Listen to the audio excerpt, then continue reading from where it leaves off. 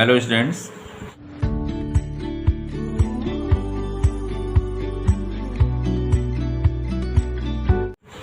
इस वीडियो में हम डिस्कस करेंगे कोऑर्डिनेशन इन प्लांट्स, जो क्लास 10th के चैप्टर 7 का एक पार्ट है, कंट्रोल एंड कोऑर्डिनेशन का। तो प्लांट्स में डियर स्टूडेंट्स, जैसे आप जानते हो, there is no nervous system and no muscular system. न तो नर्वस सिस्टम होता प्लांट्स में, न तो मस्कुलर सिस्टम होता। तो किस तरह से इनमें कोऑर्डिनेशन होगा? तो जो प्लांट्स में मूवमेंट्स होते हैं वो दो तरह से हो सकते हैं। एक तो होते हैं इमीडिएट रिस्पॉन्स टू स्टिमुलस, किसी स्टिमुलस के अगेंस्ट वहीं पे सडन रिस्पॉन्स आता है। और दूसरे जो मूवमेंट्स होंगे वो होते हैं ग्रोथ की वजह से, उनकी ग्रोथ चेंज होती है, किस डायरेक्शन में हो उस पर डिपेंड करेगा। तो आप पहला वाला केस देखते हैं, इमीडिएट रिस्पॉन्स टू स्टिमुलस। ये किस तरह से रिस्पॉन्स देगा, इसकी जो खास बातें हैं वो हम पहले देखेंगे। डज नॉट इन्वॉल्व ग्रोथ, जैसे हमने अभी बताया कि ग्रोथ का केस दूसरा है। तो इमीडिएट रिस्पॉन्स वाले केस में ग्रोथ नहीं होती है प्लांट की, सिर्फ मूवमेंट होता है। और मूवमेंट्स स्टिमुलस वाले पार्ट से अलग पार्ट में होगा। यहाँ पे अगर आपको स्टिमुलस ने टच किया है, टच वाला केस है, तो पूरे में मूवमेंट होगा। और इसमें इलेक्ट्रोकेमिकल मीन्स से कन्वे होते हैं मैसेज एक सेल से दूसरी सेल में। तो इलेक्ट्रोकेमिकल मीन्स का मीनिंग यहाँ पे ये है कि it happens by changing the amount of water in them. Cell के अंदर ये वाटर की अमाउंट अगर बढ़ जाए तो ये बड़ी हो जाती है साइज़ में, घट जाए तो छोटी हो जाती है। सेल के बड़े होने के साइज़ को कहते हैं टर्जिडिटी या टर्जिड होना। तो पहले इसका एग्जांपल देखिए, फिर आप अच्छी तरह समझ पाएंगे इसे। आपने छुई मुई सुना होगा, जिसे टच मी नॉट कहते हैं, और इसका बायोलॉजिकल नेम है मिमोसा प्यूडिका। तो मिमोसा प्यूडिका जो प्लांट है बच्चों, जैसे आपको डायग्राम में दिख रहा होगा, जब हम इसे टच करते हैं तो इसकी जो लीव्स हैं ये ड्रूप्स हो जाती हैं, मुरझा जाती हैं। तो इनके मुरझाने के केस में आप देखिए, इज देयर एनी ग्रोथ? कोई ग्रोथ नहीं हुई ना, सिर्फ मुरझा गया, वो पत्तियाँ ड्रूप्स हो गई हैं, ये वापस वैसी हो जाती हैं थोड़ी देर में। तो does not involve any growth, कोई ग्रोथ नहीं हो रही यहाँ पे। आपने लीफ का एक हिस्सा टच किया, पूरी की पूरी लीव्स मुरझा जाएगी, तो कोई एक पर्टिकुलर पार्ट नहीं, डिफरेंट पार्ट में भी मूवमेंट होता है। और ये सारा मूवमेंट कैसे होगा? इलेक्ट्रोकेमिकल मीन से या सेल की टर्जिडिटी के चेंज होने से। सेल की टर्जिडिटी मीन्स सेल का साइज़ पहले छोटा है, इसके अंदर कंसंट्रेशन बढ़ गया, वाटर की अमाउंट बढ़ गई, या दूसरे केमिकल सेल के सेल में साइज़ में बड़ी हो गई। और अगर ये बाहर आ गए, आउट आ गए इससे सेल से, तो फिर साइज़ में छोटी हो गई। इसे टर्जिडिटी का चेंज होना कहते हैं। तो इसी की वजह से मिमोसा प्यूडिका की लीव्स ड्रूप्स होती हैं और फिर वापस अपने साइज़ पे आ जाती हैं। तो this is important part of the chapter, इस पर क्वेश्चन पूछा जाना आपसे। Second one is movement due to growth. तो मोमेंट ड्यू टू ग्रोथ में क्या क्या चीज़ें आप पढ़ेंगे? इसमें in response to stimuli plant grow in a particular direction. जैसे आपने छुईमो के केस में देखा था, उसमें कोई डायरेक्शन भी नहीं होती है, ना ही ग्रोथ होती है। लेकिन यहाँ पे प्लांट ग्रो करता है किसी पर्टिकुलर डायरेक्शन में। ये सेम साइड भी हो सकती है स्टिमुलस के, और अपोजिट साइड भी हो सकती है, टुवर्ड्स भी हो सकती है, अपोजिट भी हो सकती है। फॉर एग्जांपल आप केस देखिए इसके, जो डायरेक्शनल मूवमेंट्स होते हैं प्लांट में, चाहे वो टुवर्ड्स हैं या अपोजिट हों, उन्हें टर्म दिया जाता है tropic movements. Tropic movements means movements due to growth are called tropic movements because it is directional. जो ग्रोथ की वजह से हों और उनमें डायरेक्शन हो, तो डायरेक्शनल जो मूवमेंट है वो ट्रॉपिक मूवमेंट भी कहलाते हैं। और ये कितने तरह के हो सकते हैं प्लांट्स में? टाइप्स देखिए से कौन कौन से होते हैं। फर्स्ट है फोटोट्रॉपिक मूवमेंट्स।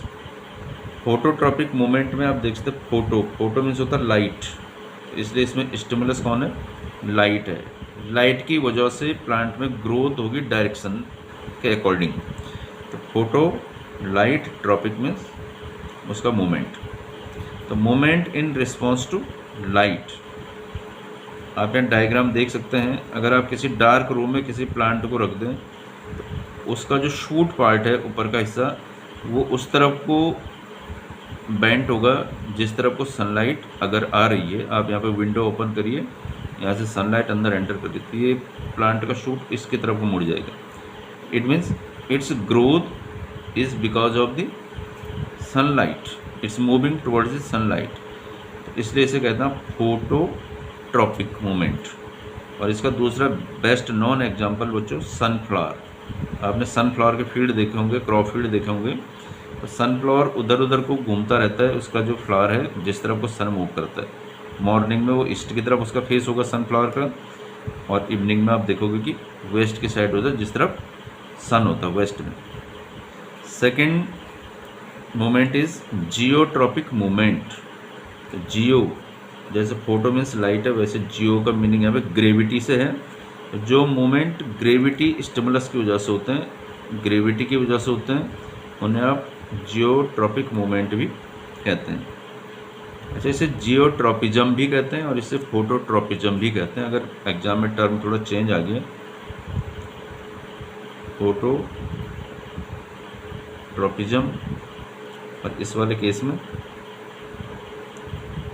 जियोट्रॉपिज्म। एक तो नेचुरल फिनोमिनन होता है कि प्लांट की शूट हमेशा ऊपर को जाती हैं यानी एंटी ग्रेविटी, और रूट्स हमेशा डाउनवर्ड्स जाती हैं यानी ग्रेविटी की डायरेक्शन में। तो इसको पॉजिटिव जियोट्रॉपिज्म कहेंगे। पॉजिटिव जियोट्रॉपिज्म मीन्स जो ग्रेविटी की डायरेक्शन में है और जो अगेंस्ट ग्रेविटी ऊपर को मूव कर रहा है अपवर्ड डायरेक्शन में, उसको नेगेटिव जियोट्रॉपिज्म भी कहते हैं। कंबाइंड में दोनों जियोट्रॉपिज्म ही हैं।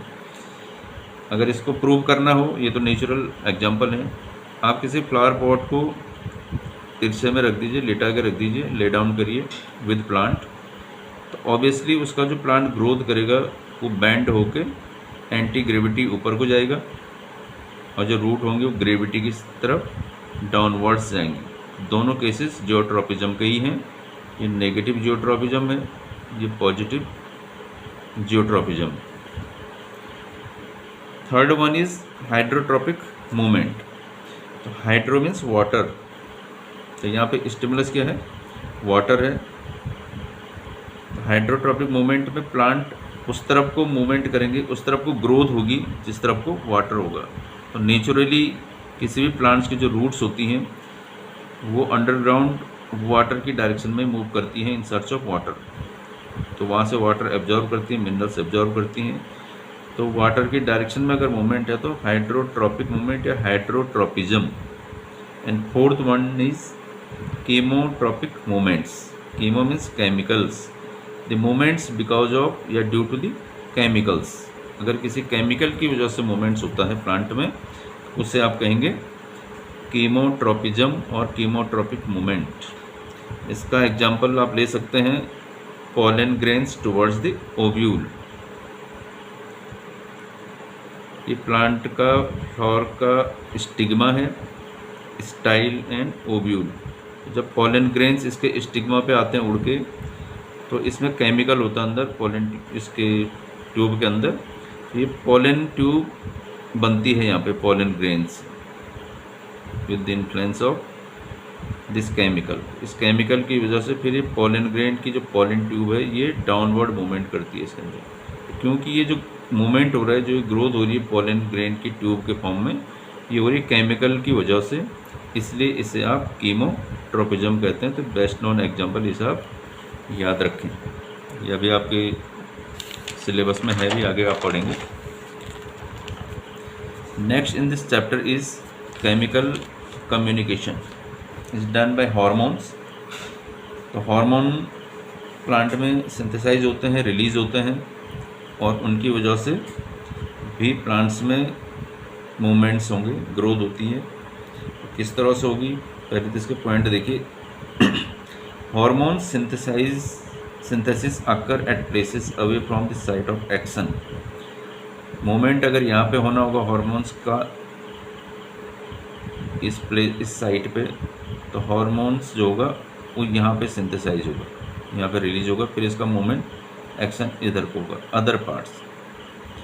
Hormone synthesis occur at place synthesis occur at place away from the site of action, site of action यहाँ पे है और सिंथेसाइज प्लेस यहाँ पे है, मीन्स डिफरेंट होता है।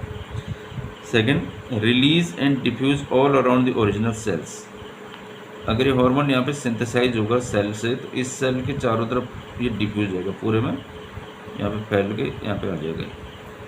तो इसके 2 कैरेक्टरिस्टिक्स हैं, सिंथेसाइज यहाँ होगा, एक्शन यहाँ होगा, जिस सेल से निकलेगा वहाँ पे पूरा का पूरा डिफ्यूज हो जाएगा। तो कितने तरह के हार्मोन्स होते हैं प्लांट में? Important hormones are, first one auxins. Auxins किसी भी प्लांट के टिप्स में या शूट्स के टिप्स में पाए जाते हैं या रूट के टिप्स में पाए जाते हैं। ये प्लांट का शूट है तो यहाँ पे ऑक्जिन्स आपको मिलेंगे और इस ऑक्जिन की वजह से ही ये आगे को ग्रोथ करते हैं। कोई भी शूट है जो आगे को ग्रोथ करेगा further, that is because of the presence of auxin. यहाँ पे ऑक्जिन प्रेजेंट है, सिर्फ शूट में नहीं, रूट में भी इस टिप पे होगा ऑक्जिन, तो ये इसको आगे लेंथ में बढ़ाने में हेल्प करेगा। चाहे वो रूट की ग्रोथ हो लंबाई में, चाहे वो शूट की ग्रोथ हो लंबाई में, इलोंगेशन इसे कहेंगे आप, उसमें हेल्प करता है ऑक्जिन। तो helps in grow longer, up side भी और डाउन साइड, डाउनवर्ड। रूट का केस है, शूट का case. Second hormone is plant hormone is gibberellins, इसको जिब्रेलिक एसिड भी कहेंगे। तो it helps in the growth of stem and flower, flowers की ग्रोथ में हेल्प करते हैं जिब्रेलिन्स। और स्टेम की आप सोच रहे होंगे कि स्टेम तो यहाँ पे भी ग्रोथ कर रही थी, but this is a little bit different case.